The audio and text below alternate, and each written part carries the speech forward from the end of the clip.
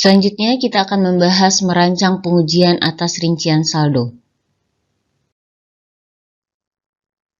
Pelaksanaan pengujian atas rincian saldo lebih menekankan pada akun-akun yang ada di neraca atau laporan posisi keuangan ya. Tapi bukan berarti auditor jadi mengabaikan akun-akun laporan laba rugi, karena akun-akun yang ada di laporan laba rugi tetap akan diuji sebagai produk sampingan dari pengujian neraca. Pengujian atas rincian saldo berfokus pada tujuan audit yang berkaitan dengan saldo. Nah, masih ingat ya, 8 tujuan audit yang berkaitan dengan saldo ada detail tie-in, ada assistance, completeness, accuracy, classification, ada cut-off, realizable value, dan juga right.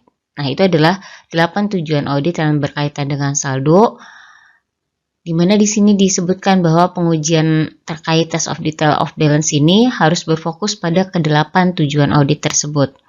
Dengan asumsi yang pertama, auditor telah menyelesaikan kertas kerja perencanaan bukti yang serupa dengan yang ada di gambar 16.7. Nah, gambar 16.7 ini telah kita bahas juga di pembahasan sebelumnya, bisa disimak kembali. Kemudian yang kedua, auditor telah memutuskan risiko deteksi yang direncanakan untuk pengujian atas rincian saldo bagi setiap tujuan audit yang berkaitan dengan saldo. Nah, sebenarnya poin yang kedua ini juga itu diperoleh dari kita mengerjakan gambar 16.7 ini.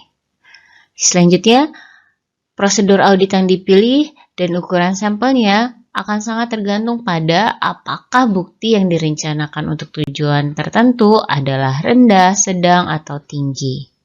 Berikut adalah ilustrasi pengujian untuk saldo piutang usaha. Kita lihat di sini sudah ada buku besar piutang usaha, ada yang di sisi debit saldonya dan juga ada yang di sisi kredit. Nah, untuk akun piutang usaha ini, biasanya untuk sisi debitnya itu bersumber dari transaksi penjualan yang dilakukan secara kredit. Sehingga pengujian yang akan dilakukan itu biasanya adalah dengan melakukan vouching ke jurnal dan juga faktor penjualan. Nanti akan kita bahas lebih lanjut juga ya terkait prosedur ini. Kemudian untuk sisi kreditnya biasanya bersumber dari transaksi pelunasan dan juga adjustment. Pengujian yang dilakukan oleh auditor untuk saldo-saldo yang berada di sisi kredit dari akun piutang usaha ini adalah dengan memvouching ke jurnal, ke bukti pelunasan, melihat otorisasi terkait retur dan potongan penjualan, serta penghapusan piutang. Nah, ini kurang lebih adalah bayangan terkait ilustrasi pengujian untuk saldo piutang usaha. Nanti secara detailnya akan kita bahas di pembahasan selanjutnya. Dari sini sampai beberapa slide ke depan, kita akan membahas prosedur audit khusus berdasarkan tujuan audit. Jadi kita akan membahas apa sih prosedur audit yang dilakukan oleh auditor untuk mencapai 8 tujuan audit yang terkait dengan saldo. Khususnya di sini adalah saldo piutang usaha. Kita lihat tujuan audit yang pertama yaitu detail tie-in. Tujuannya adalah auditor memastikan piutang usaha ditambahkan dengan benar dan sama dengan file induk serta buku. Nah, prosedur apa nih yang dilakukan oleh auditor untuk bisa mencapai tujuan audit detail tie-in ini? Yang pertama, auditor menguji informasi pada edge trial balance menyangkut detail tie-in sebelum melakukan setiap pengujian lainnya. Untuk memverifikasi bahwa populasi yang sedang diuji sesuai dengan buku besar umum dan file induk piutang usaha. Kemudian, prosedur yang kedua, auditor melakukan foot dan cross foot terkait edge trial balance dan membandingkan dengan buku besar umum. Yang ketiga, auditor memvouching sampel setiap saldo ke dokumen pendukung seperti salinan faktur penjualan untuk memverifikasi nama pelanggan, seperti salinan faktur penjualan untuk memverifikasi nama pelanggan, saldo, dan juga umur piutang yang sesuai. Nah, pertanyaan selanjutnya, apa sih edge trial balance ini? Edge trial balance ini menyajikan daftar saldo-saldo dalam file induk piutang usaha pada tanggal neraca. termasuk ada saldo pelanggan individual yang beredar dan rincian setiap saldo pada waktu antara tanggal penjualan dan tanggal neraca. Oke, kita lihat ya, bagaimana sih bentuk Edge Trial Balance ini? Ini adalah contoh Edge Trial Balance. Kita lihat apa saja yang ada di Edge Trial Balance ini. Nih, yang pertama kita lihat semua nama customer itu dicantumkan di Edge Trial Balance, termasuk saldo piutang tiap-tiap customer. Nah, kemudian saldo piutang tiap-tiap customer itu dibagi berdasarkan umur piutangnya. Nah, tugas auditor adalah auditor harus memastikan penjumlahan atau cross-foot-nya nih dari sini ke saldo piutang pelanggannya itu harus sama. Jadi 90.000 ditambah 56.000 jumlahnya harus benar-benar 146.000. Begitupun juga untuk footingnya. Ketika dijumlahkan nih saldo piutang tiap-tiap pelanggan ini jumlahnya harus benar sebesar ini. Begitupun juga untuk footing per tiap umur piutang. Ini penjumlahannya nanti harus sama. Ya. Nah, itu adalah yang namanya cross footing. Kalau yang ke bawah itu berarti auditor melakukan footing. Nah, nanti auditor harus memastikan apakah jumlah yang ada di sini sesuai dengan yang ada di neraca perusahaan. Tujuan audit berikutnya adalah terkait existence atau occurrence dilakukan untuk memastikan bahwa piutang usaha yang dicatat oleh klien memang benar-benar ada. Nah, prosedur yang dilakukan oleh auditor adalah yang pertama, mengirimkan konfirmasi saldo piutang ke pelanggan. Nah, terkait konfirmasi ini nanti kita bahas di terakhir materi dari bab ini ya. Kemudian yang kedua, jika pelanggan tidak merespon konfirmasi yang dikirim oleh auditor, maka auditor bisa melakukan alternatif pengujian, yaitu memeriksa dokumen pendukung guna memverifikasi pengiriman barang dan bukti penerimaan kas untuk menentukan apakah piutang telah ditagih. Tapi sebelum melakukan verifikasi tambahan, auditor nanti harus mengirimkan sampai 2 atau 3 kali terlebih dahulu ya konfirmasi tersebut, dan mungkin auditor bisa meminta bantuan klien untuk memfollow up ke rekanannya agar segera menjawab konfirmasi dari auditor. Tapi kalau misalnya telah dicoba sampai 3 kali dan telah dibantu oleh klien juga agar meminta rekannya untuk menjawab dengan segera konfirmasi dari auditor, tapi juga tetap tidak direspon, baru nanti kita sebagai auditor melakukan pengujian alternatif. Tujuan audit berikutnya adalah terkait asersi completeness. Tujuan auditor menguji asersi completeness ini untuk memastikan bahwa piutang usaha yang ada telah dicantumkan oleh klien di pembukuannya. Nah, prosedur audit apa yang dilakukan oleh auditor terkait asersi completeness ini ada 2 kondisi nih. Kalau kondisi yang pertama adalah jika saldo akun dihilangkan dari Edge Trial Balance, maka auditor bisa melakukan footing neraca saldo piutang usaha dan merekonsiliasi saldonya dengan akun pengendali pada buku besar umum. Untuk kondisi yang kedua, jika penjualan dihilangkan dari jurnal penjualan, sehingga menyebabkan kurang saji penjualan dan juga kurang saji piutang usaha, maka auditor dapat mengidentifikasinya dengan melakukan pengujian substantif atas transaksi untuk pengiriman yang telah dilakukan tetapi belum dicatat dan juga melakukan prosedur analitis. Tujuan audit berikutnya terkait asersi accuracy. Dilakukan pengujian oleh auditor dengan tujuan untuk memastikan bahwa piutang usaha yang dicatat oleh klien itu sudah akurat. Nah, prosedur audit apa yang dilakukan oleh auditor terkait asersi accuracy ini? Yang pertama adalah sama ya seperti ketika melakukan pengujian atas asersi existent atau occurrence, yaitu auditor akan melakukan pengiriman konfirmasi saldo piutang ke pelanggan.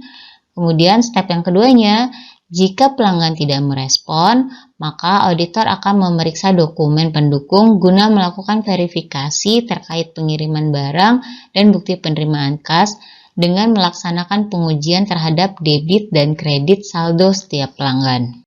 Selanjutnya terkait assertion classification, tujuan pengauditannya adalah untuk memastikan bahwa piutang usaha telah diklasifikasikan dengan benar oleh klien. Prosedur audit yang bisa dilakukan oleh auditor adalah melakukan review terkait age trial balance untuk piutang yang material. Nah, terkait prosedur audit untuk assertion classification ini bisa dilihat dari dua tujuan, yaitu yang pertama adalah tujuan yang terkait dengan saldo dan yang kedua adalah tujuan yang terkait dengan presentation dan disclosure. Terkait classification ini memang dua tujuan ini saling berhubungan ya. Makanya kita akan melihat bagaimana classification dilakukan untuk tujuan saldo dan juga untuk tujuan presentation dan disclosure.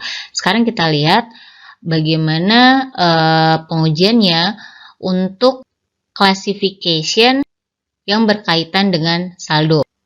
Auditor memverifikasi wesel tagih atau piutang usaha yang harus diklasifikasikan sebagai aset tidak lancar dipisahkan dari akun reguler. Nah, jadi auditor harus bisa nih melihat tidak semua piutang usaha itu bisa kita kategorikan ke dalam aset lancar. Nah, ini harus dipisah lagi. Mana saja nih piutang usaha atau wesel tagih yang bisa kita kategorikan atau kita klasifikasikan ke aset lancar, mana yang tidak lancar. Dengan sesuai dengan kriteria aset lancar ya yang ada di SAK, di mana kalau misalnya mudah diuangkan kurang dari 1 tahun, maka kita masukkan ke dalam aset lancar. Tapi kalau lebih dari 1 tahun, maka kita harus klasifikasikannya sebagai aset tidak lancar. Kemudian selanjutnya juga auditor melakukan verifikasi terkait saldo kredit. Nih, saldo kredit piutang usaha yang signifikan diklasifikasikan kembali sebagai piutang usaha, sebagai hutang usaha. Tahu ya pasti kalian bahwa saldo normalnya akun piutang usaha itu berada di sisi debit. Sementara di sini diinformasikan bahwa piutang usahanya berada di sisi kredit. Berarti kan ini ada saldo yang tidak normal. Kalau dia ada di kredit harusnya bukan piutang tapi hutang. Itulah kenapa di sini kalau kita menemukan piutang usaha berada di sisi kredit saldo akhirnya, maka kita harus pastikan apakah kita tidak salah dalam melakukan pencatatan yang harusnya adalah utang usaha, kita catatnya di piutang usaha. Nah, itu harus dipastikan, harus diverifikasi kembali oleh auditor. Kemudian kita lihat prosedur audit yang dilakukan terkait dengan tujuan presentation and disclosure yang di poin yang kedua ini.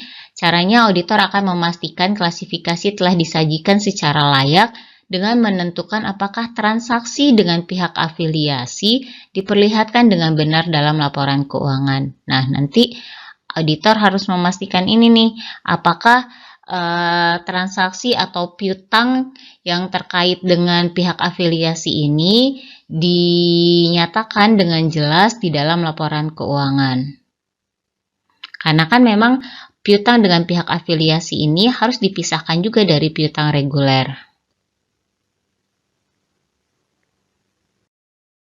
Tujuan audit selanjutnya akan kita bahas terkait assertion cut-off atau pisah batas, di mana auditor melakukan pengujian terkait pisah batas ini bertujuan untuk memverifikasi apakah transaksi yang mendekati akhir periode akuntansi telah dicatat pada periode yang tepat atau periode yang benar.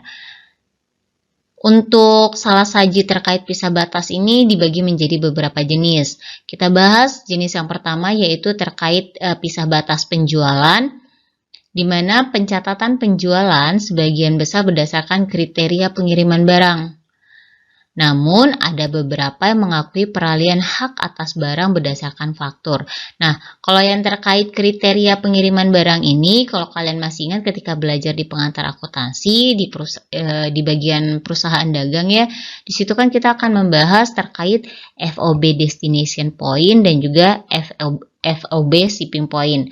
Nah, mana syarat pengiriman yang kita gunakan itu akan mempengaruhi kapan kita bisa mengakui barang tersebut telah dijual atau belum. Kalau kita menggunakan FOB Shipping Point, berarti pengakuan penjualan atau pengakuan peralihan barang bisa kita akui begitu barang keluar dari gudangnya penjual. Tapi kalau misalnya syarat pengirimannya adalah FOB destination point, berarti pengakuan peralihan barangnya atau penjual baru bisa mengakui barang tersebut sebagai barang yang dijual apabila barang tersebut telah sampai di gudangnya gudangnya pembeli. Itu ya. Nah, ini yang dimaksudkan berdasarkan kriteria pengiriman. Ada yang melakukan pencatatan penjualan dengan berdasarkan kriteria pengiriman barang ini, tapi ada juga yang berdasarkan faktur. Jadi begitu faktur dibuat nih, udah ada tanggal 12 misalnya. Nah, berarti tanggal 12 itulah si perusahaan atau si penjual akan langsung mengakui sebagai transaksi penjualan. Nah, prosedur auditnya apa nih yang bisa dilakukan oleh auditor untuk memastikan bahwa pisah batas ini telah dilakukan dengan tepat? Yang pertama tadi ya, auditor harus tahu dulu kriteria yang digunakan untuk pencatatan atau pengakuan penjualan ini apa? Apakah menggunakan kriteria pengiriman barang atau berdasarkan faktur? Nah, setelah itu baru nih masuk ke prosedur auditnya. Auditor memperoleh nomor dokumen pengiriman untuk pengiriman terakhir yang dilakukan pada akhir periode. Karena kita mau melakukan pengujian terkait pisah batas, berarti yang kita cari adalah transaksi-transaksi pengiriman yang mendekati akhir periode. Kemudian kita akan auditor akan membandingkan nomor tersebut dengan penjualan yang dicatat pada periode berjalan atau periode selanjutnya. Jadi untuk memastikan apakah pengiriman barang yang terakhir dilakukan pada akhir periode itu dicatatnya sebagai penjualan di periode berjalan atau malah dicatatnya di periode selanjutnya. Nah, tepatnya dicatat sebagai di periode berjalan atau di periode selanjutnya nanti dilihat lagi nih kebijakan perusahaan melakukan pencatatan penjualannya itu apakah berdasarkan kriteria pengiriman barang atau berdasarkan faktur. Jenis yang kedua yaitu pisah batas retur dan potongan penjualan. Standar akuntansi mengharuskan bahwa retur dan potongan penjualan dibandingkan dengan penjualan yang terkait jika jumlahnya material. Nah, di sini maksudnya adalah kalau misalnya ada retur dan potongan penjualan, maka pencatatan retur dan potongan penjualan tersebut harus berada di periode yang sama dengan penjualan yang terjadi. Nah, untuk memastikan hal tersebut, prosedur audit yang bisa dilakukan oleh auditor adalah melakukan pemeriksaan dokumen pendukung menyangkut sampel retur dan pengurangan penjualan yang dicatat selama beberapa minggu setelah tanggal penutupan untuk menentukan tanggal penjualan sebenarnya. Nah, jadi setelah tutup buku nih, maka auditor akan mencari sampel terkait retur dan potongan penjualan di beberapa minggu setelah tanggal neraca. Nah, nanti kalau misalnya ditemukan adanya retur dan potongan penjualan, auditor akan memeriksa lagi apakah retur dan potongan penjualan yang terjadi itu diakibatkan dari penjualan yang terjadi di periode audit kita atau periode selanjutnya.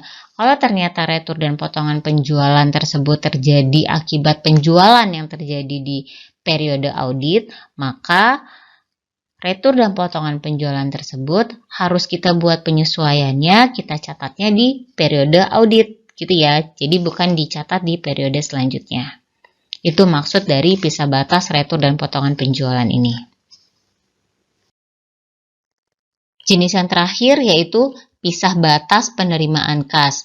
Pisah batas penerimaan kas yang tidak tepat hanya mempengaruhi saldo kas dan piutang usaha, bukan laba. Nih, harus dititik beratkan. Penerimaan kas ini hanya akan mempengaruhi saldo kas dan piutang usaha. Labanya tidak terpengaruh. Akan tetapi, jika salah saji material, hal itu dapat mempengaruhi kewajaran penyajian akun-akun tersebut. Nah, prosedur audit yang bisa dilakukan oleh auditor adalah menelusuri penerimaan kas yang dicatat ke setoran bank periode selanjutnya pada laporan bank. Jika terjadi penundaan selama beberapa hari, hal tersebut dapat menunjukkan salah saji pisah batas. Pada tingkat tertentu, auditor juga mungkin bergantung pada konfirmasi piutang usaha untuk mengungkapkan salah saji pisah batas penjualan, retur dan potongan penjualan, serta penerimaan kas. Oke, ini adalah ilustrasi singkat terkait pengujian cut-off Di sini ada tahun X1, ini adalah tahun X2, dan ini adalah batasnya, yaitu tanggal akhir tahunnya, yaitu tanggal neracanya. Nah, di sini kita lihat beberapa poin penting yang harus diperhatikan oleh auditor. Sebenarnya sudah kita bahas juga, ini sedikit summary-nya, bahwa auditor harus memastikan transaksi untuk tahun X1 harus dicatat dan masuk dalam laporan keuangan tahun X1. Sehingga auditor harus memastikan terkait syarat penjualan seperti FOB shipping point dan juga FOB destination point. Kemudian untuk retur penjualan atas penjualan tahun X1 harus dilaporkan pada tahun X1, meskipun retur penjualan kemungkinan baru dilakukan pada tahun X2. Nah, ini seperti yang tadi sudah kita bahas ya. Nah, kemudian untuk tahun X2-nya kita harus periksa kemungkinan adanya transaksi yang harusnya dicatat pada tahun X1 tetapi baru dicatat pada tahun X2. Nah, kurang lebih ini adalah gambaran singkat dari yang telah kita bahas tadi. Selanjutnya, realizable value. Tujuan pengujiannya adalah untuk memastikan piutang usaha dinyatakan pada nilai realisasi. Nilai realisasi ini adalah nilai yang dapat diterima oleh auditor. Nah, di sini juga disampaikan bahwa standar akuntansi mengharuskan perusahaan menyatakan piutang usaha pada jumlah yang akhirnya akan tertagih. Nah, bagaimana cara menghitung realizable value atau nilai realisasi dari piutang usaha? Caranya adalah auditor mengurangi piutang usaha kotor dengan penyisihan piutang tak tertagih.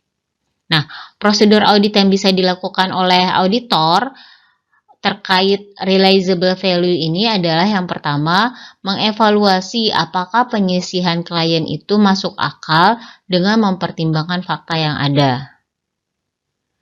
Kemudian yang kedua, mengevaluasi kecukupan penyisihan dengan memeriksa secara cermat piutang tidak lancar pada edge trial balance untuk menentukan mana yang belum dibayar sesudah tanggal neraca. Dan yang terakhir, memeriksa file kredit, diskusi dengan manajer kredit, dan mereview file korespondensi klien. Ini adalah analisis yang dilakukan oleh auditor untuk memastikan kecukupan penyisihan piutang usaha di perusahaan. Kita lihat, pertama, piutang itu akan dikategorikan berdasarkan umurnya. Ada yang berumur 0 sampai 30 hari, kemudian 31 sampai 60 hari, dan terakhir adalah lebih dari 120 hari. Nah, dikelompokkan dulu nih, ada berapa yang masuk ke dalam kategori yang pertama. Kemudian ada berapa yang masuk ke dalam kategori yang kedua. Nih, kita lihat nih totalnya. Kemudian jangan lupa nanti di footing ya, prosedur auditnya. Nah, ini kemudian ada estimasi terkait persentase penyisihannya. Misal kalau untuk yang piutang yang berumur 0 sampai 30 hari itu persentase penyisihannya sebesar 3%. Untuk 31 sampai 60 hari persentase penyisihannya sebesar 6% dan seterusnya. Nanti ini nih persentase ini akan dikalikan dengan total piutang yang masuk ke dalam kategori tersebut. Sehingga nanti diperoleh nih perkiraan penyisihan yang perlu dilakukan oleh perusahaan. Nanti ditotalkan sehingga diperoleh total penyisihan piutang tak tertagih yang harus dibuat oleh auditor. Yang dibuat oleh klien. Kemudian auditor mencocokkan nih hasil perhitungan yang dilakukan oleh auditor dengan pencatatan terkait penyisihan piutang tak tertagih yang telah dibuat oleh klien. Kalau misalnya memang ternyata saldo yang dicatat oleh klien itu lebih rendah dari estimasi yang dibuat oleh auditor, maka auditor bisa menyarankan kepada klien untuk dibuat penyesuaiannya. Terkait beban piutang tak tertagih, auditor nanti bisa melakukan verifikasi melalui recalculating atau perhitungan ulang. Asersi selanjutnya terkait asersi right atau hak dilakukan oleh auditor untuk memastikan bahwa klien memiliki hak atas piutang usaha. Pengujian ini untuk memastikan bahwa piutang usaha merupakan haknya klien, piutang usaha tersebut belum digadaikan atau dijaminkan, belum dibebankan kepada orang lain atau bahkan dijual dengan diskon kepada pihak lain. Nah, prosedur audit yang bisa dilakukan oleh auditor terkait memastikan hak klien atas piutang tersebut adalah melakukan review notulen rapat. Kemudian biasanya kan dari notulen rapat bisa diperoleh nih informasi terkait kebijakan-kebijakan perusahaan. Mungkin salah satunya di sana adalah keputusan Dewan Direksi untuk menjaminkan piutangnya. Nah, itu bisa kita peroleh tuh nanti dari notulen rapat. Kemudian juga auditor bisa membahasnya dengan klien, mengkonfirmasi dengan bank, memeriksa kontrak utang menyangkut bukti piutang usaha yang digadaikan sebagai jaminan, dan juga memeriksa file korespondensi. Terakhir, presentation and disclosure. Beberapa pengujian atas penyajian dan pengungkapan seringkali dilakukan dengan pengujian untuk memenuhi tujuan audit yang berkaitan dengan saldo. Nah, ini seperti yang tadi kita bahas ya ketika kita membahas tentang asersi classification, di mana untuk classification itu tidak hanya dilakukan terkait memenuhi tujuan audit saldo, tapi juga untuk memenuhi tujuan audit yang terkait dengan presentation and disclosure ini. Nah, untuk mengevaluasi kememadaian penyajian dan pengungkapan, auditor harus memahami standar akuntansi serta persyaratan terkait penyajian dan pengungkapan. Auditor harus mengevaluasi apakah klien memiliki jumlah terpisah yang material yang memerlukan pengungkapan terpisah dalam laporan keuangan. Jumlah terpisah di sini maksudnya adalah sama seperti tadi ya, piutang yang berafiliasi. Nah, itu kan penting tuh untuk dinyatakan secara terpisah.